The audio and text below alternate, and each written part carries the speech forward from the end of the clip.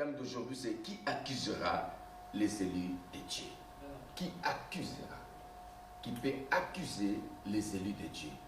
Qui peut condamner ceux qui sont appelés par Dieu? Qui peut les anéantir? Personne.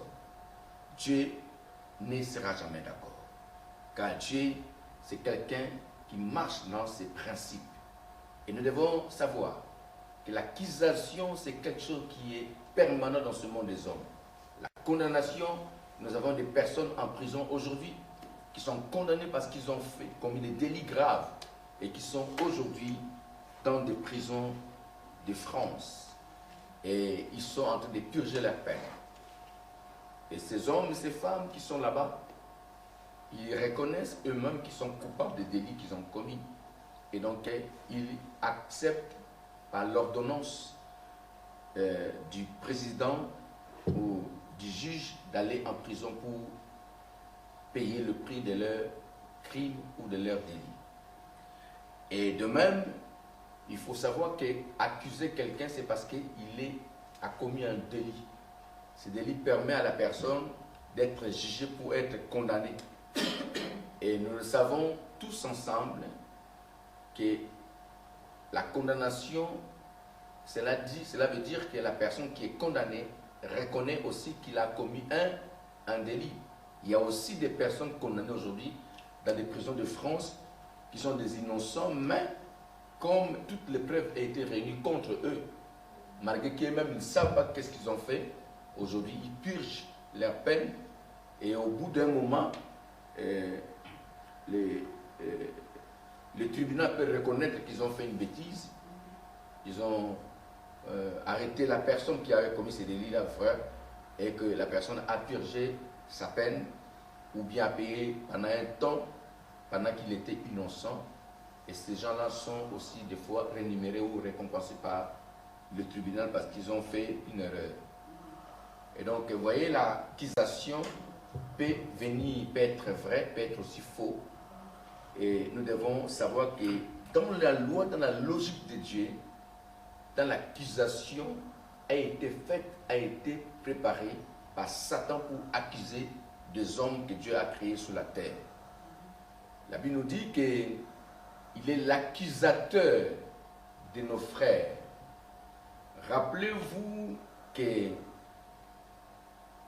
à cette époque, Job était un homme qui aimait Dieu, un homme qui était dans la logique de Dieu, c'est-à-dire la crainte de Dieu, mais cet homme, le diable est allé l'accuser auprès de Dieu.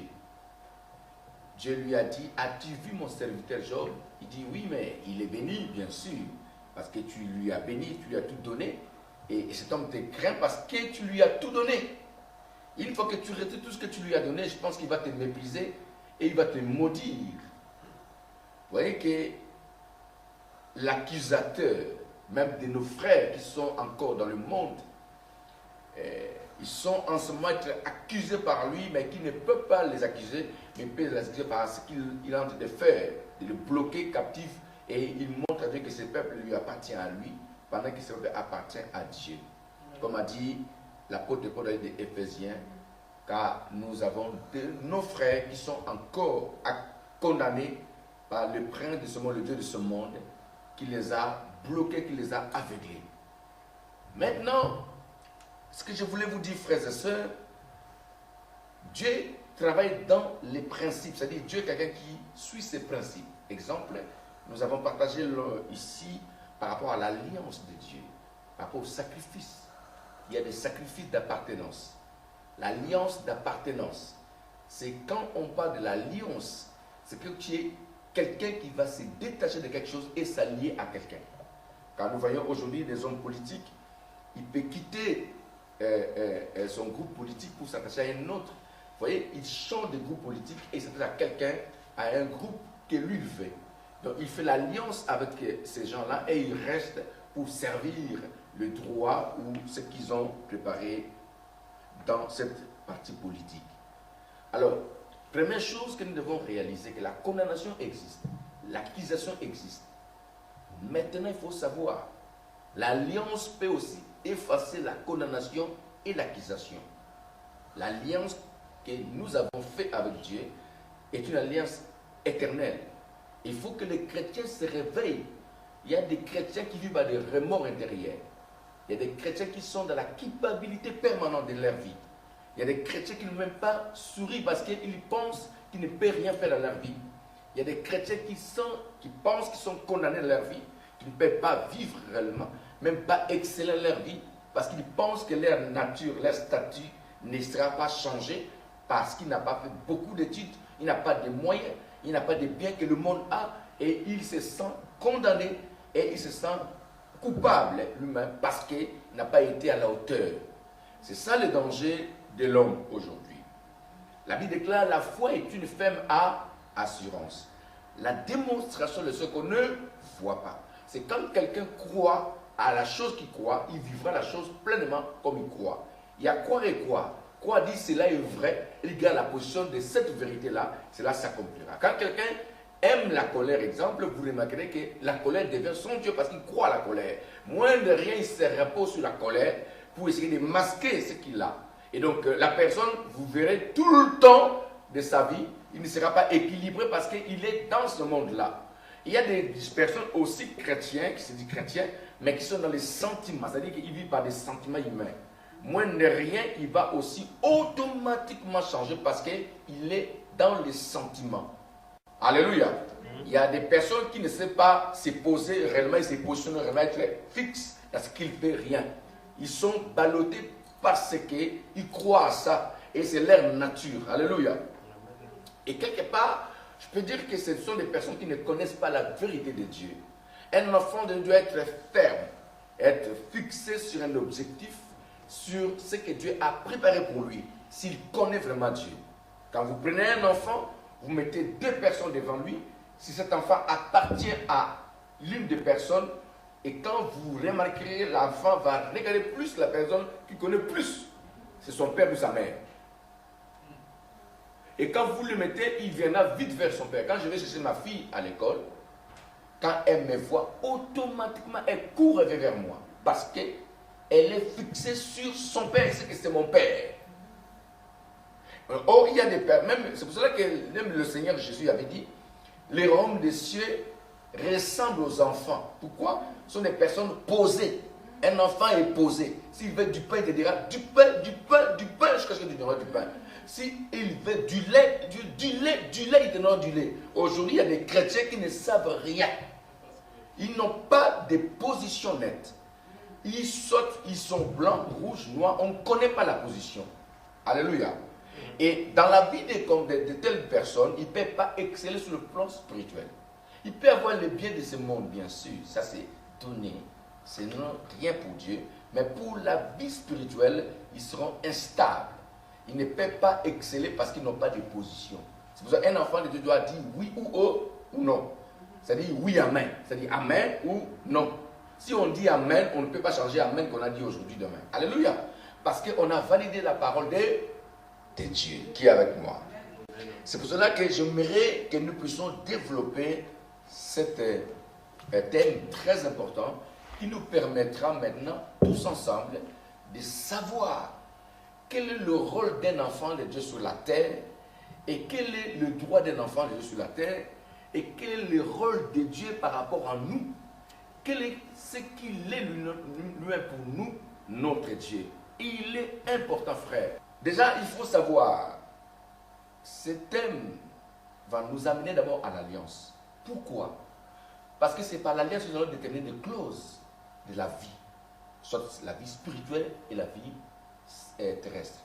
Cette clause va permettre à chacun de nous s'identifier et savoir comment bâtir sa vie. Parce que la foi, on ne pose pas la foi parce qu'on a besoin d'une voiture, qu'on va croire à une voiture. Moi, je ne crois pas à une voiture, je crois à la parole de Dieu. Je crois que Jésus-Christ est le seul que Dieu a donné pour que nous ayons ce que nous avons besoin. D'où je ne peux pas fonder ma foi sur une voiture. Sinon, je vais faire une fausse route parce que Dieu, notre foi n'est pas liée au bien matériel. Attention, notre foi d'abord est liée par la parole de Dieu. Pourquoi on dit la foi vient de ce qu'on entend et ce qu'on entend vient de la parole du Seigneur. On n'a pas dit que la foi vient de la parole de la voiture ou la foi pour... Non. Des choses que nous avons vient parce que nous appartenons à un Père. Et par tout ce qu'il a, il nous donne comme nous donnons à nos enfants des biens que nous voulons avoir. Exemple, un enfant qui veut des jouets, quand il dira à son père, donc la référence de l'enfant pour avoir un jouet, c'est papa et maman. Vous voyez, l'enfant n'ira pas lui-même au supermarché pour aller prendre un jouet, non. Il va solliciter son père, et son père qui va débloquer les moyens pour acheter ce jouet-là. Vous voyez que la foi de l'enfant est liée à son père, mais pour avoir un jouet. Vous comprenez? Qui est avec moi? Et donc nous aussi chrétiens, ce que nous désirons n'est pas lié au monde, mais est lié à Dieu qui est le rémunérateur. C'est lui qui nous rémunère par rapport à ce que nous sommes, ce que nous faisons pour lui. Alléluia. Première chose, rechercher Dieu, c'est un travail d'abord. Vous devez savoir. La rémunération est donnée à ceux qui travaillent. Travailler, c'est quoi? Nous avons donné notre cœur, notre vie, notre âme, tout ce que nous avons donné à Dieu. Deuxième dimension, nous nous approchons de lui. C'est un travail, parce que la prière est un travail spirituel.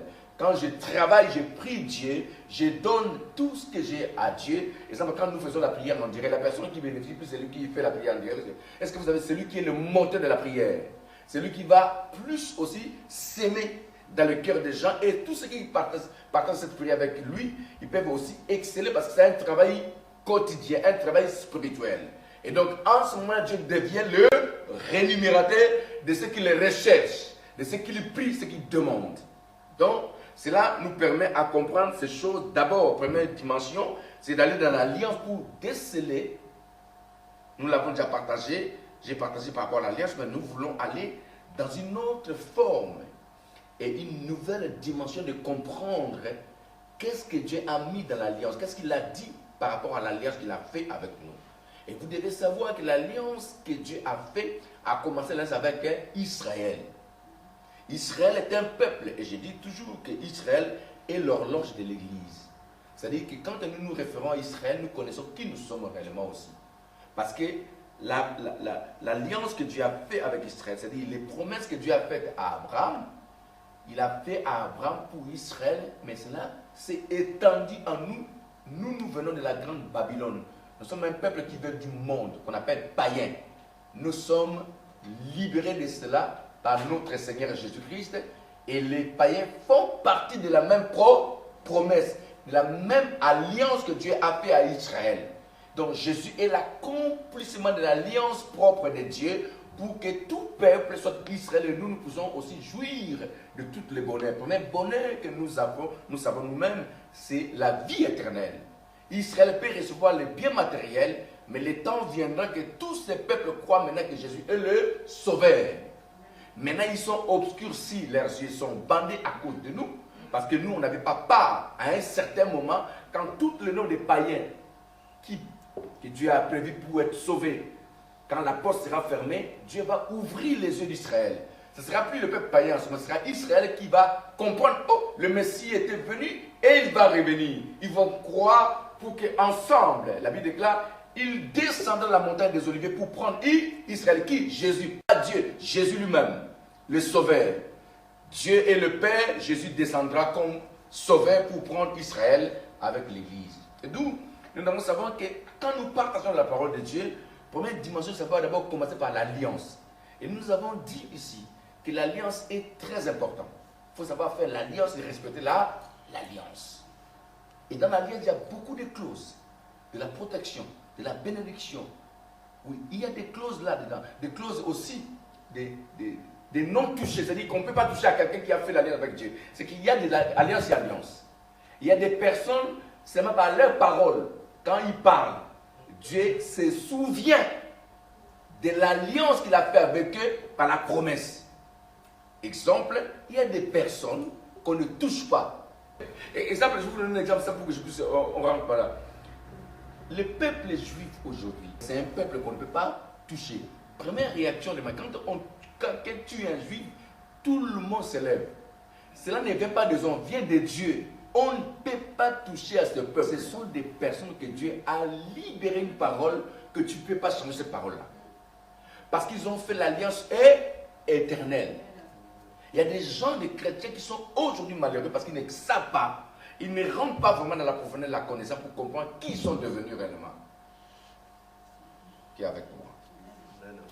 Prenons un peu Jérémie 31. Je vais aller doucement pour que nous comprenions tous ensemble la parole de Dieu. Amen. Jérémie 31 et nous prenons le verset 33. Prenez vos Bibles et lisons ensemble. Ici, la personne qui parle, ce n'est pas un homme, ni un prophète. C'est vrai que Dieu passe par des hommes pour parler.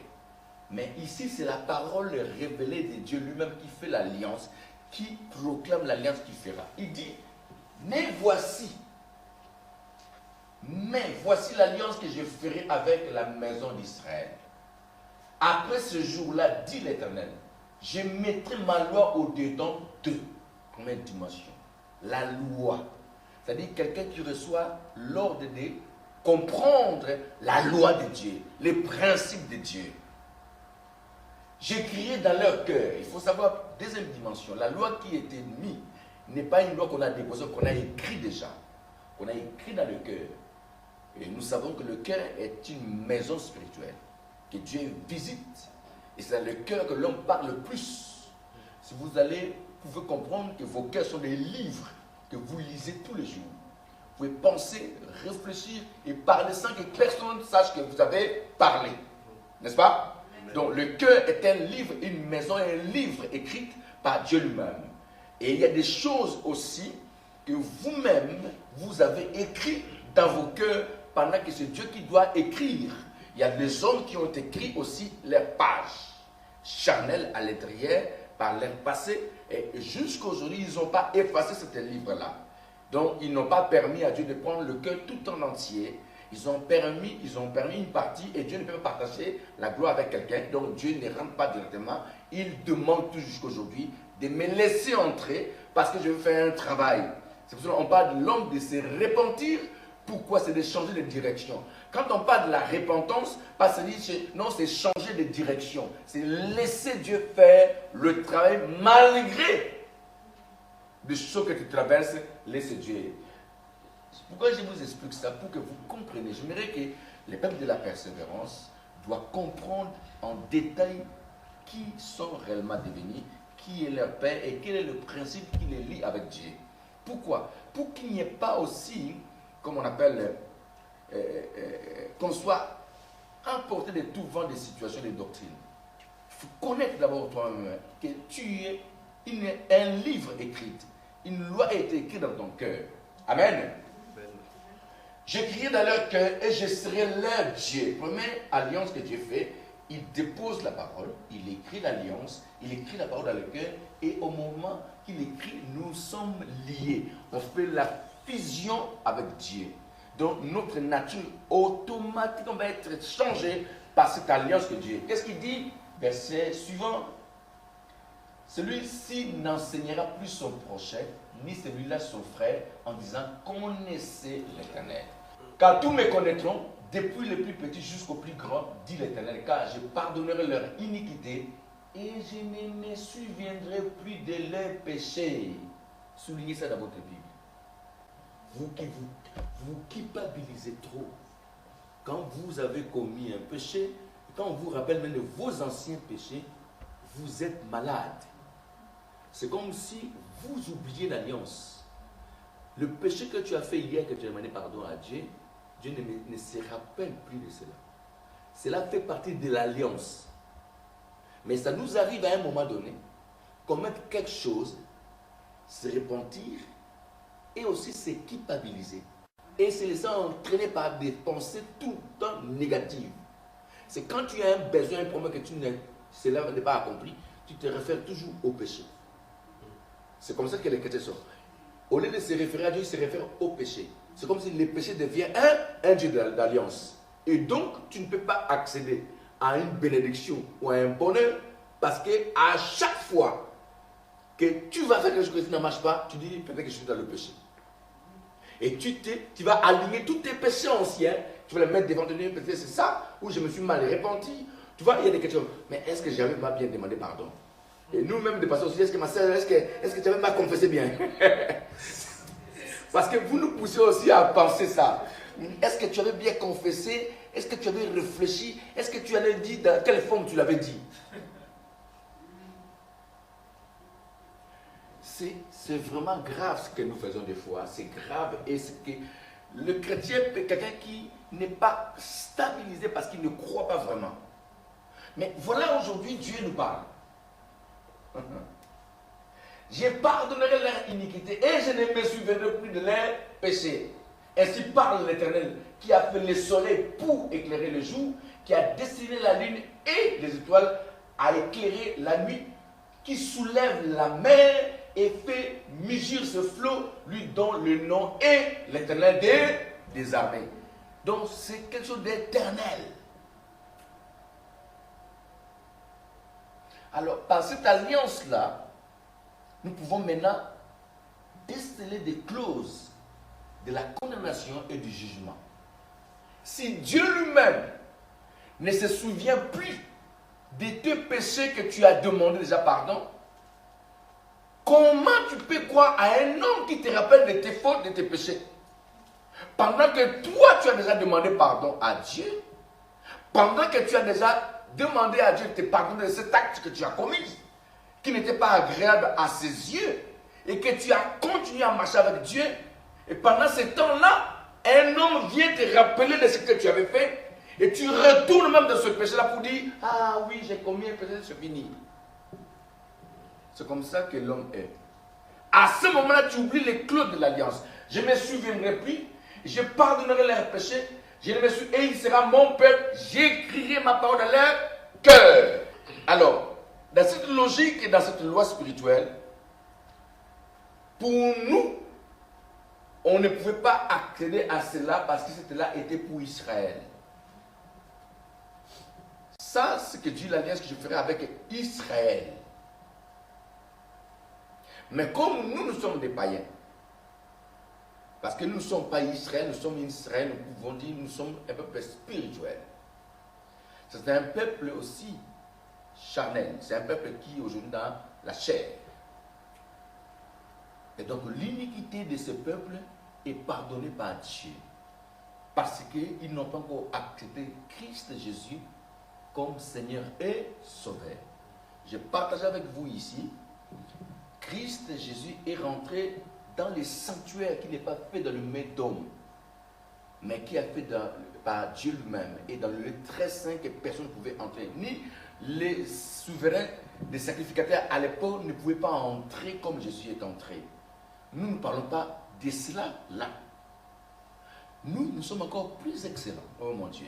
Quand je lis ça, je suis étonné. Moi-même, je me suis dit, Seigneur, jamais je vais maintenant me conformer.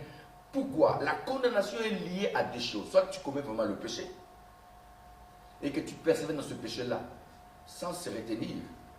Ça, oui, comme on dit, la malédiction sans cause n'a pas d'effet, mais la malédiction avec cause a d'effet. Nous avons dit ici, pour qu'un magistrat te condamne, il faut que tu commettes un délit. Mais il faut que ce délit soit aussi approuvé et prouver que tu as commis un délit. Hein?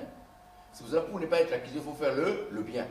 C'est pour cela que nous avons des permis, nous respectons la loi. Je vois quand on roule, on respecte les lignes et tout ça, parce qu'on ne peut pas commettre un délit pour ne pas être arrêté. Ils ont mis des radars partout pour respecter aussi la vitesse. Ce sont des lois établies. Et quand tu marches comme ça, qui peut t'arrêter? Qui peut t'arrêter? Personne. Parce que tu respectes des règles. Mais par la venue de Jésus, comme Dieu l'a dit, il a écrit sa parole dans notre cœur. Cela veut dire que nous, chrétiens, on ne peut plus se référer plus comme je vois aujourd'hui beaucoup de chrétiens ont fait des sorciers, des stars de leur vie. Et le péché est devenu leur moteur de tous les jours. Toujours se référer au péché. Se référer toujours au péché. Quand on se réfère au péché, on commet le péché aussi vite. Vous remarquez, les gens qui se réfèrent toujours au péché commettent plus le péché. Il n'y a plus la crainte de Dieu, c'est la crainte du péché. C'est-à-dire que quand on commence à... Surtout, tu vas commettre le péché tout le temps. Parce que ta référence, c'est le péché. Mais si Jésus-Christ est la référence, lisons un peu la parole de Dieu.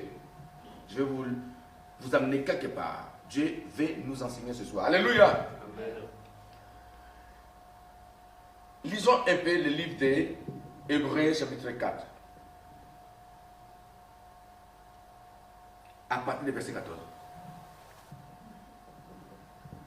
Ainsi, puisque nous avons un grand souverain sacrificateur qui a traversé le ciel, Jésus, le Fils de Dieu, demeurons fermes dans la foi. C'est quelque chose de très important quand je lis ce verset. Demeurons fermes dans la foi. Qu'est-ce que la foi? La foi se repose sur la grâce. C'est-à-dire la parole de Dieu est une grâce pour nous, chrétiens. Parce que pourquoi on n'avait pas accès à cela? Dieu nous a fait grâce. Alors, dans ma vie de tous les jours, je me réfère toujours à la parole de la grâce. Écoutez bien. Jésus, le Fils de Dieu, demeurons fermes dans la foi que nous professons, car nous n'avons pas un souverain sacrificateur qui ne puisse compatir à nos faiblesses. Au contraire, il a été tenté comme nous, en toutes choses, sans commettre le péché. Vous comprenez? Il a été tenté comme nous, et sans commettre le péché. Nous continuons. Approchons donc, avec assurance, du trône de quoi? De la grâce, afin d'obtenir miséricorde et de trouver grâce pour être secouru dans nos... Il peut dire dans nos faiblesses aussi, dans nos besoins, dans nos besoins, des faiblesses qu'on a, et quand nous approchons de lui, pas comme condamné, mais comme un peuple libéré, et qui demande à lui de t'aider. Exemple, parce que vous péchez. Pourquoi beaucoup pêchent rapidement? Parce que depuis qu'ils se sont réveillés le matin, ils ne connaissent même pas le nom de Jésus. Ils ne savent même pas demander à Dieu la journée. Comment fera ma journée? Si Dieu vraiment tu lui as demandé ta journée, que tu sors chez toi à la maison, il va t'épargner de beaucoup de choses. Même les choses arrivent, tu vas sentir non, pas ça. Parce que tu as déjà demandé la route au Seigneur. L'heure du Seigneur dans ta journée, tu dis Seigneur, planifie ma journée. Je veux que tu me convies, que le Saint-Esprit soit le garant de ma vie. Quand je verrai quelque chose, mais parce que nous sommes dans le temps de la grâce. Mais quand vous vous référez au péché, vous n'aurez même pas le temps de prier. Parce que vous avez la peur de prier. Oh, j'espère que je dis que vous comprenez. Un enfant libéré n'a plus peur. Quand vous lisez Romains chapitre 8, dit, alléluia, on n'a pas reçu l'esprit de peur ou de crainte, mais l'esprit de force. Quand quelqu'un a peur partout, vous commettrez le péché qui est par cette peur-là. Ici dit, approchons-nous donc avec assurance. Le mot assurance, c'est d'ailleurs être vraiment assuré que rien ne t'arrivera de mauvais. Ni le péché. Mais oui, nous arriverons là. Approchons-nous donc avec assurance du trône de la grâce, afin d'obtenir miséricorde, l'amour de Dieu, et de trouver grâce pour être secouru dans nos besoins. Donc le trône qui est ouvert aujourd'hui, c'est le trône de la grâce. Qu'est-ce que la grâce? C'est que tu n'étais pas toi. Tu n'avais pas le droit d'accéder. Tu n'as même pas le droit d'avoir quelque chose.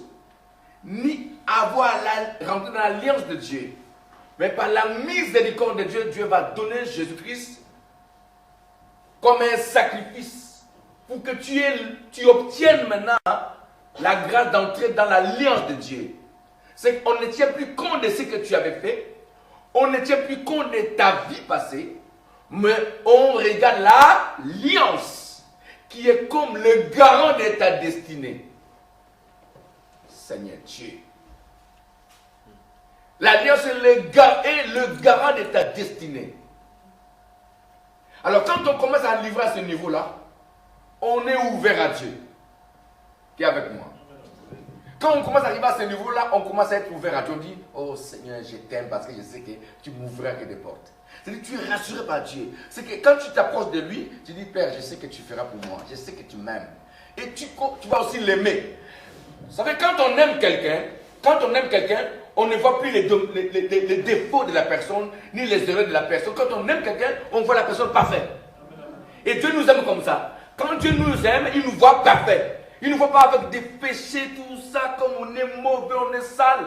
Et nous, nous les chrétiens, on commence à se référer aux hommes de la terre, à la nature. Quand les gens parlent de nous, vous croyez à eux plus que Dieu lui-même. Quand les gens vous condamnent, vous assurez, vous dites oui, c'est vrai. Quand quelqu'un arrive à un niveau d'amour de Dieu, Dieu ne nous voit pas comme nous on se voit. Dieu nous voit par l'alliance qu'il a faite. Le trône de la grâce, le trône de la miséricorde, le trône de la grâce. Dieu nous regarde comme des brebis destinées à la boucherie. Mais il voit les sacrifices de la croix. Il voit Jésus-Christ qui crie devant son trône de la grâce. J'ai payé le prix. N'oublie pas que j'ai payé le prix. N'oublie pas que mon sang a coulé pour elle. N'oublie pas, même il a fait ça, mais c'est ma fille. C'est celui que j'ai payé le prix. Regarde lui maintenant, comme il fait, mets mon sang dedans et mon sang va purifier. Et toi qui es là maintenant, par cette alliance-là, quand même les péchés arrivent, tu dis, non, je suis le fils de l'alliance, je ne touche pas, parce que je ne veux pas que le démon m'accuse, parce que je suis libéré de cela. Vous voyez, pendant que tu es roi à l'alliance, que tu es dans l'alliance, le péché s'éloigne aussi de toi. Qui est béni ce soir? Il y a un niveau de la croyance, de la foi et de la connaissance. Et nous ne pouvons pas louper cette connaissance-là parce que c'est là qui nous permettra aussi à vivre notre vie aisément, librement avec Dieu. Quand on se réfère à la condamnation, et remarquez, plus les gens se réfèrent à la condamnation, plus ils aussi sont condamnés. Qui est avec moi? Quand quelqu'un se réfère toujours à la condamnation, ou vous êtes dans un endroit de la condamnation, ou exemple, prenez la prison, vous allez à la prison, vous allez trouver tout le monde triste, tout le monde malheureux. Il raconte son histoire. Ah, moi je suis ici parce que j'ai fait ceci. Alléluia. Et donc nous, maintenant chrétiens, il n'y a donc maintenant aucune condamnation. Quand nous lisons Romains chapitre 8, il dit, il n'y a donc maintenant aucune condamnation pour tous ceux qui sont en Jésus-Christ. Ce verset peut nous révéler un grand secret. Mais un peu Romains chapitre 8.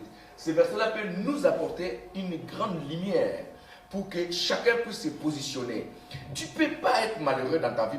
Tu peux être dans ce niveau que tu es là parce que tu es en train de te référer à ta vie personnelle. Pourquoi tu peux te référer à toi? Qui es-tu pour te référer à toi? Tu n'existes plus, mon frère, ma soeur. Tu n'es plus comme tu étais avant. Réfère-toi à l'alliance de Dieu. Ne te vois pas comme si tu es nul, tu ne peux pas faire quelque chose, parce que les gens ont condamné ta vie, parce que les sorciers ont fait leurs incantations sataniques, parce qu'ils ont fait les choses, ils t'ont mis quelque part dans un bulle pour que tu ne fasses rien, et puis tu crois ça. Tu oublies l'alliance nouvelle que tu avais avec Dieu. Oh non, parce qu'on m'a dit que moi, dans ma vie, mon père ni ma mère n'est pas lié à l'alliance que j'ai fait avec Dieu. Jamais. Et c'est pour cela que ceux qui croient vraiment à la vérité, ils peuvent toujours exceller et grandir, avancer et vivre des grandes choses parce que l'alliance nous porte. C'est le garant de notre destinée. C'est le garant de la vie. C'est l'alliance qui est avec moi. Il n'y a donc maintenant aucune condamnation pour ceux qui sont en Jésus-Christ.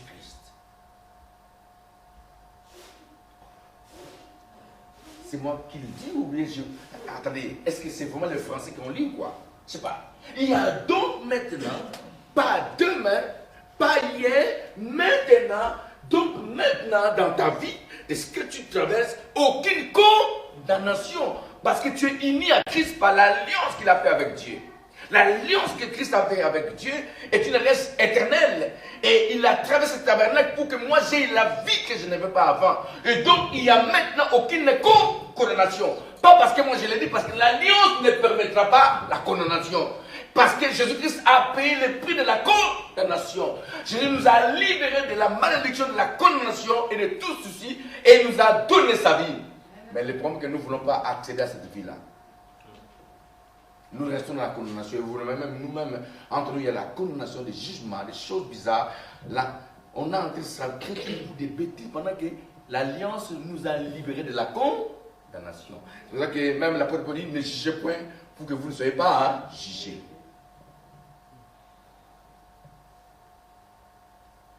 Et remarquez, les chrétiens qui ne connaissent pas vraiment la vérité, ils se réfèrent seulement à des choses, ils vont toujours condamner, chercher des petites bêtes.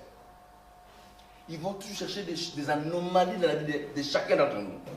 Ah, il a dit ça. Ah. Mais qu'est-ce qui se passe au juste, mon Dieu? Tu n'es plus là-dedans. Tu es le fils de la justice. Tu es juste devant Dieu. Tu n'es pas sous la condamnation. Tu n'as pas à condamner l'autre. Tu n'as pas à condamner et juger l'autre. Il n'y a rien de ta vie qui peut se référer à ça. Dans ton homme intérieur, il n'y a pas cette clause de la condamnation. Même le trône de Dieu qui est ouvert, ce n'est pas le trône de l'accusation, ni de la condamnation ou du jugement, c'est le trône de la grâce. Pourquoi dans ta vie, non, il n'y a pas la grâce, tu ne veux pas grâce aux autres? Pourquoi tu ne comprends pas les autres? Des fois, nous ne pouvons pas nous comprendre des fois. Pourquoi il n'y a pas de condamnation? En effet, la loi de l'esprit de vie en Jésus-Christ m'a affranchi la loi du péché. Oh. En effet, la loi de l'esprit, je ne sais pas si ce que j'ai lu, vous comprenez ça. Moi, je pense le comprendre facilement. En effet, la loi de l'esprit de vie en Jésus-Christ, par l'alliance, m'a affranchi de la loi du péché. C'est la condamnation qui a été libérée contre moi. La loi de la nouvelle alliance que Jésus a fait avec le Père m'a délivré, m'a affranchi, a brisé l'acte et les ordonnances qui m'ont condamné. Donc quand quelqu'un vient me condamner, il ne me trouve plus parce que moi je ne crois pas à la condamnation. C'est quand je crois, la foi vient de ce qu'on entend, mon Dieu, ce qu'on comprend, ce qu'on veut, cela s'accomplit aussi. Si moi je crois que je suis libéré de cela, ne peut plus me toucher. Parce que je suis épargné par l'alliance. Oh Seigneur Dieu. Ma sœur, tu peux mettre les versions semeur. Et dans ce lieu, j'aimerais que vous compreniez un peu ce que nous voulons. La condamnation n'existe plus. La condamnation viendra, mais pas maintenant. Maintenant, il n'y a plus de condamnation pour ceux qui sont unis à Jésus-Christ.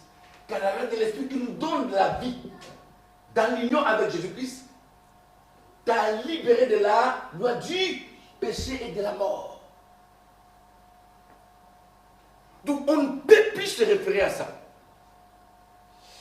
Parce que le trône du jugement n'est pas encore été ouvert. La condamnation a été déjà vaincue par le Seigneur. Sur la croix de Golgotha, il a pris nos malédictions, nos infirmités, nos maladies, tout ce que nous avons, il a englouti dans son corps. Et sur la croix, il a dit tout est accompli. Seigneur. Donc je suis libéré. Mais vous remarquerez, les scribes et pharisiens, malgré tout ce que le Seigneur a fait, si vous lisez bien les scribes, ils étaient toujours dans la condamnation, dans l'accusation. Il accusait Jésus-Christ, ils accusaient Jésus-Christ. Il travaillait avec Belzébul. Il dit c'était blasphémateur. Il dit mais comment vous êtes vous, tant que les hommes vous disent vous êtes hommes, mais vous êtes des tombeaux blanchis. Pourquoi il disait ça Jésus? Parce que la vérité vous ne le croyez pas. Mais vous croyez au mensonge. Donc à l'intérieur de vous, il n'y a que le mensonge. La vérité n'est plus en vous. Parce que je suis venu vous libérer, vous ne croyez pas. Qui vous libérera encore après? C'est Jésus-Christ les appelait scribes et pharisiens, tombeaux blanchis, parce qu'à cause de cela. Et même ils croyaient au péché. Ils commettaient le péché, mais ils disaient aux autres de ne pas commettre le péché qu'ils commettent même. Ah, Jésus. Et la loi de l'Esprit qui nous a donné la vie dans l'union avec Jésus-Christ t'a libéré de la loi du péché et de la mort. Alors, je vais vous poser une question, frère, même ceux qui nous suivent. Si la loi du péché a été vaincue et la loi de la condamnation de la mort a été vaincue par notre Seigneur Jésus qui est vivant, il était mort, un signe du rançon qu'il a payé, le prix qu'il a payé, et qui est ressuscité, qui est vivant, qui va encore remettre Jésus sous la terre. Qui? Parce que pour que cela soit mis encore en vigueur, il faut que Jésus retourne jusqu'à ce qu'il est sur la terre, pour dire qu'il n'est pas mort, il n'a pas libéré un peuple. Mais la Bible dit, il est vivant, monté au ciel vivant, et il est assis à la droite de Dieu. Qui changera encore cette loi-là? Personne. Qui peut changer la loi de Dieu, ce que Jésus a accompli, parce que l'alliance que Jésus a faite, c'est l'alliance éternelle.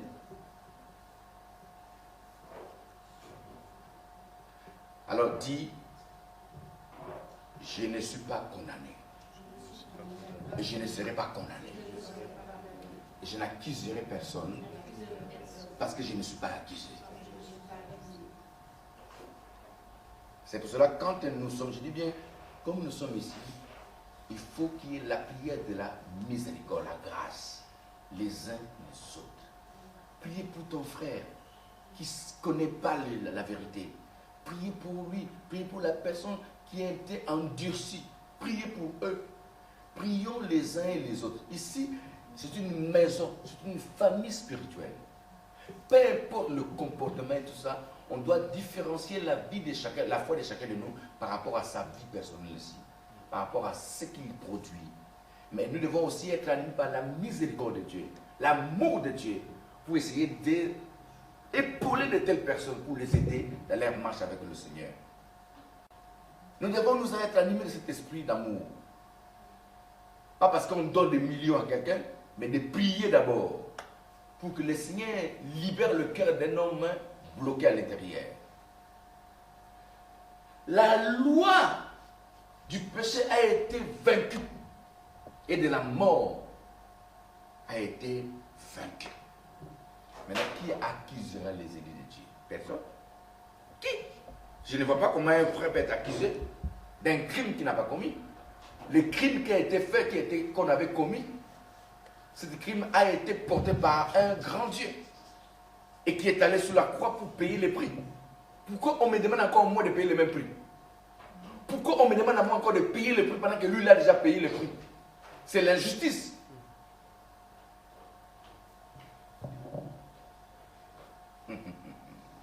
Qui est avec moi ce soir? Nous prenons un peu... La Bible déclare qui condamnera les élus, n'est-ce pas? Prenons un peu Éphésiens, chapitre 1er. Ici, Paul, moi j'aime beaucoup cet homme de Dieu. S'il pouvait exister dans ce montant, je désire ce jour-là, quand j'irai, que je le vois en face de moi, dire, tu m'as communiqué une grande grâce. Par des écrits que tu as faits, m'a poussé à croire. Si je peux voir cet homme de Dieu qui a traversé des choses, non, c'est un homme qui a connu des situations, mais un homme fort. Paul, apôtre de Jésus-Christ, par la volonté de Dieu, salue ceux qui, à Éphèse, appartiennent à Dieu et qui croient en Jésus-Christ. Que Dieu notre Père et le Seigneur Jésus-Christ vous accordent la grâce et la paix. Louons Dieu, loué soit Dieu, le Père de notre Seigneur Jésus, le Christ, car il nous a comblés des bénédictions de l'Esprit dans le monde céleste, qui toutes en sont en Christ. En lui bien, avant de poser le fondement du monde, il nous avait choisis pour que nous soyons saints et sans reproche devant lui. Que nous soyons d'avance en lui, bien avant de poser les fondations du monde, il nous avait choisis pour que nous soyons saints. Soulignez vos Bibles. Que vous soyez saints.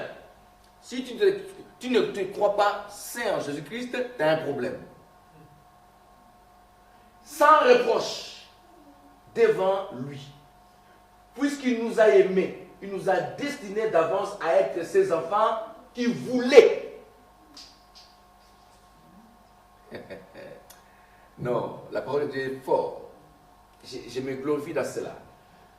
Qui voulait adopter par Jésus-Christ. Voilà ce que dans sa bonté il a voulu pour nous.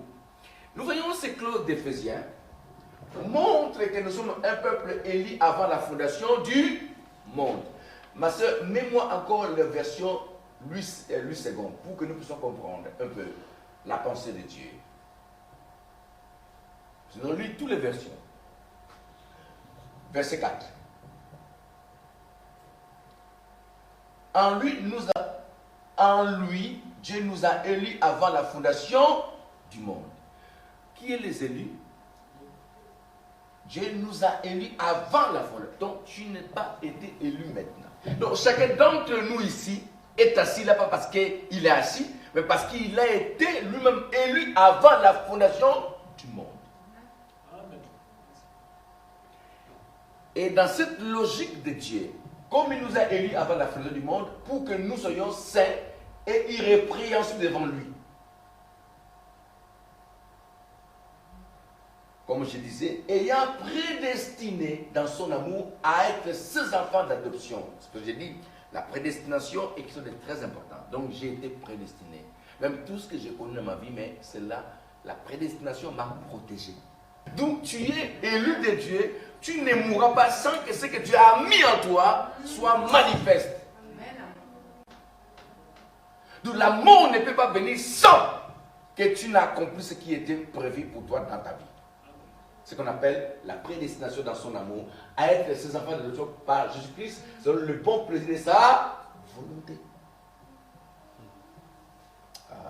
Frères et sœurs, ne croyez pas aux mensonges de Satan et des hommes qui parlent. Croyez plus en Dieu. Qui est avec moi? Verset 6, à la louange, la gloire de sa grâce qui nous a accordé à son bien-aimé. En lui, nous avons la rédemption par son sang, la rémission de péché selon la richesse de sa grâce. Nous l'avons partagé. Donc, vous voyez par là que nous sommes les élus de Dieu.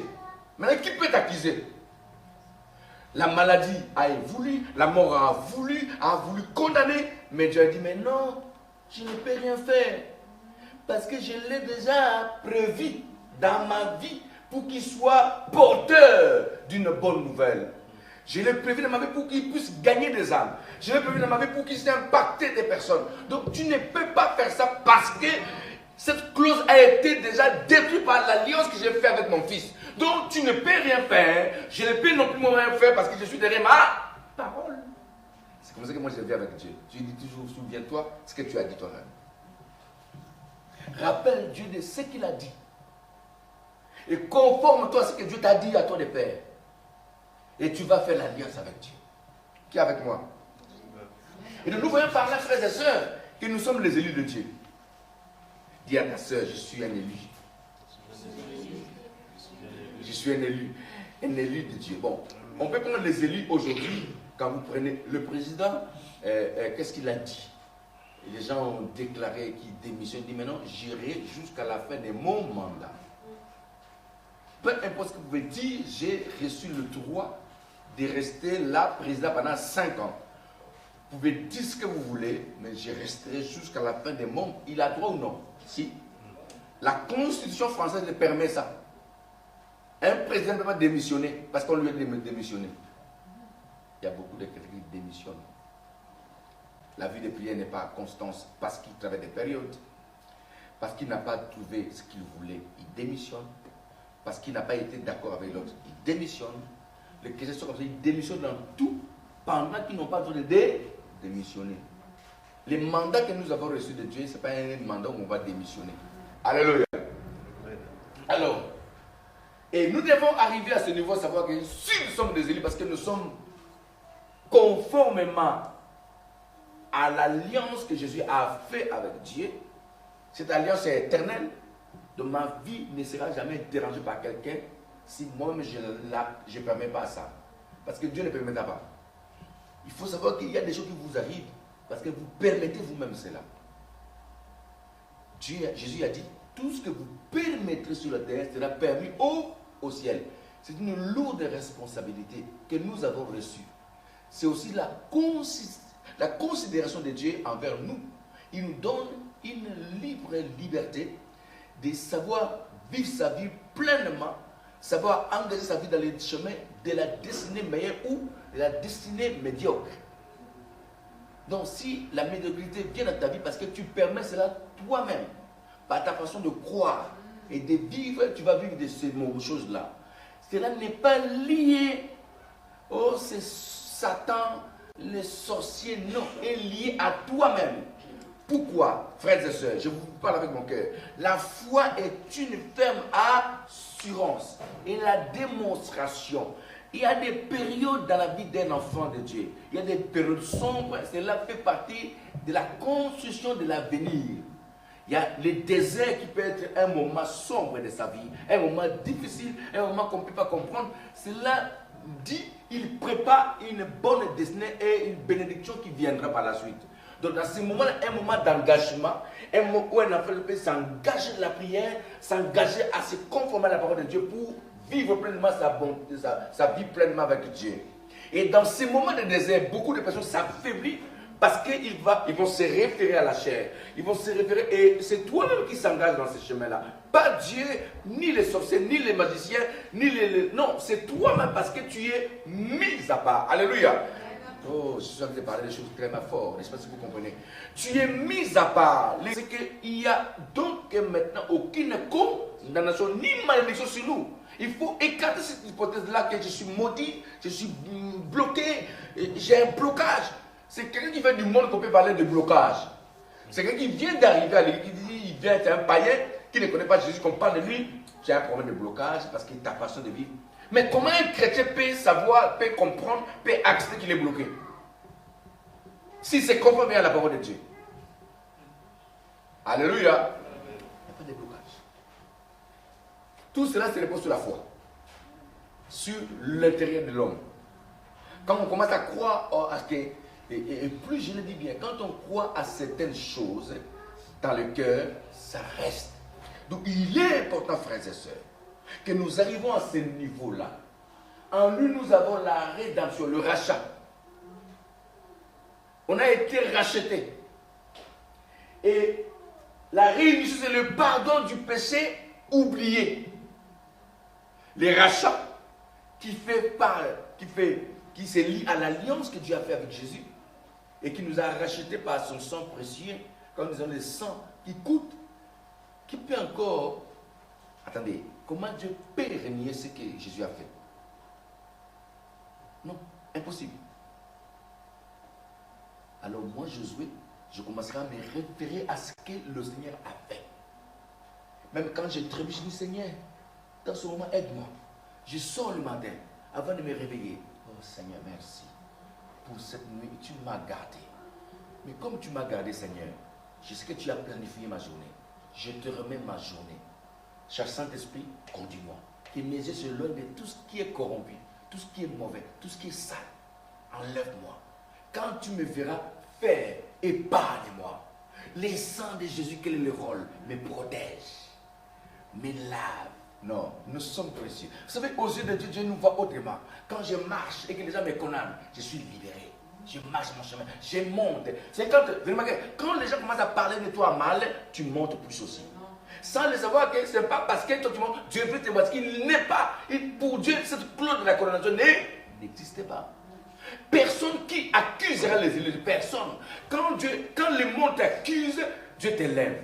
Quand le monde te fait, il te rabaisse par terre, Dieu te lève au-dessus. Et il va amener la confusion dans le camp de ceux qui te condamnent. Le diable qui veut te condamner, lui-même, il est condamné. Pourquoi le diable condamne les gens? Parce que lui-même, il est condamné. Et quand il a que ça, il va aussi transmettre cette condamnation aux autres. Et qu'est-ce qu'il fait lui? Comme il sait qu'il est condamné, il cherche des personnes qui vont être dans son camp pour être condamné. Mais si tu lui dis non, quel pouvoir il a pour te tirer par la force? Il n'a pas de pouvoir. Nous, chrétiens, nous sommes libres. Si tu commets le péché, tu veux commettre le péché. Remarquez, je dis toujours, au niveau que je suis arrivé, en train d'arriver, j'ai dit que les chrétiens, nous sommes vraiment nous sommes extraordinaires. Si moi je commets un péché, c'est moi qui ai commis le péché. Pas parce que le diable m'a poussé. Non, je sais que c'est mauvais. Si je l'ai fait parce que je voulais le faire.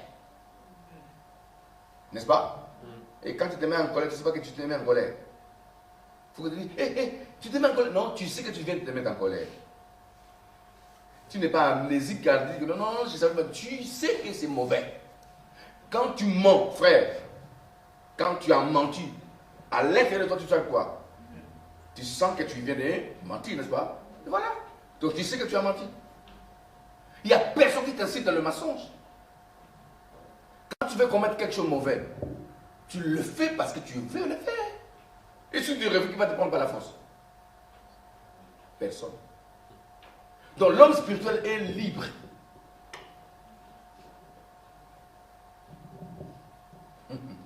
Qui est avec moi? Alléluia. Alléluia. D'où l'accusation et la condamnation n'est pas liée aux élus. Et nous le verrons. L'accusation et la condamnation et c'est le dernier verset que tu mets, après on va arrêter pour continuer après. J'aimerais que nous puissions arriver au niveau à ne pas se laisser entraîner par ce que tu entends, ce que tu vis, ce que tu sens. Si c'est une maladie, la maladie ne peut pas condamner un enfant de Dieu. Il n'y a pas de condamnation dans ce côté-là. À moins que Dieu permette que tu quittes cette terre pour te reposer. C'est autre chose. Mais la maladie n'a pas le pouvoir de me condamner. Le temps de Dieu, s'il n'est pas accompli, tu ne me condamneras pas. Parce que celui qui a le pouvoir sur moi, c'est Dieu. Ce n'est pas l'homme, ni les situations, ni les problèmes, ni la maladie. Non, c'est Dieu. Il dit, vous étiez morts par vos offenses et par vos péchés, dans lesquels vous marchez autrefois, selon le train de ce monde, selon le prince de la puissance de l'air et de l'esprit qui agit maintenant dans les fils de la rébellion. Vous étiez morts. Je ne suis plus mort. La loi de l'esprit a vaincu la loi du péché qui était en moi. Christ a déchiré l'acte donc les ordonnances qui étaient mis en moi. Donc j'étais mort, mais je suis vivant maintenant. Je suis vivant, tu es vivant mon frère. La loi de la loi de l'esprit a vaincu la loi du péché. Lesquels vous marchez autrefois selon les trains de ce monde, selon le prince de la puissance de l'air et de l'esprit qui agit maintenant dans les fils de la rébellion. Moi, je ne suis pas le fils de la rébellion. Tu n'es pas la fille de la rébellion. La rébellion ne peut pas être nommée dans ta vie. Si tu crois à la rébellion, tu seras rebelle. Si je crois que je suis libre et que je dois obéir à Dieu, comment je peux être rebelle? C'est pour cela que nous arriverons. L'orgueil amène quelqu'un à la rébellion. Il y a l'orgueil de l'esprit, l'orgueil de la chair. Ce sont des choses que quand on ne peut pas lui parler, quand on lui parle, il s'élève, il s'anime par l'orgueil et par la colère. Alors, nous pouvons maintenant comprendre que dans ce niveau de Dieu, Dieu ne nous voit pas comme nous étions. Dieu nous voit maintenant par notre Seigneur Jésus-Christ. Amen. Amen. Nous allons le continuer. Lisez, comprenez, demandez à Dieu de vous parler. Liez-vous avec Jésus-Christ. Rentrez dans l'alliance de Dieu. Comprenez que vous êtes un peuple acquis par un prix que personne ne peut payer. Il a fait. Pas il va le faire, il a déjà fait. Il a tout accompli. Il a vaincu la condamnation, il a vaincu la malédiction, il a déchiré l'acte, donc les actes et les ordonnances qui vous condamnaient. Donc vous n'êtes plus sous la loi, mais sous la grâce. La grâce est liée avec l'alliance que Jésus-Christ a fait avec notre Père. Et donc je ne suis plus dans la loi, je suis dans la grâce de Dieu. Donc la grâce m'a libéré de la condamnation et donc je suis dans la logique de la bénédiction. Et donc si je crois encore que je suis sous la condamnation, je resterai dans la condamnation. Amen.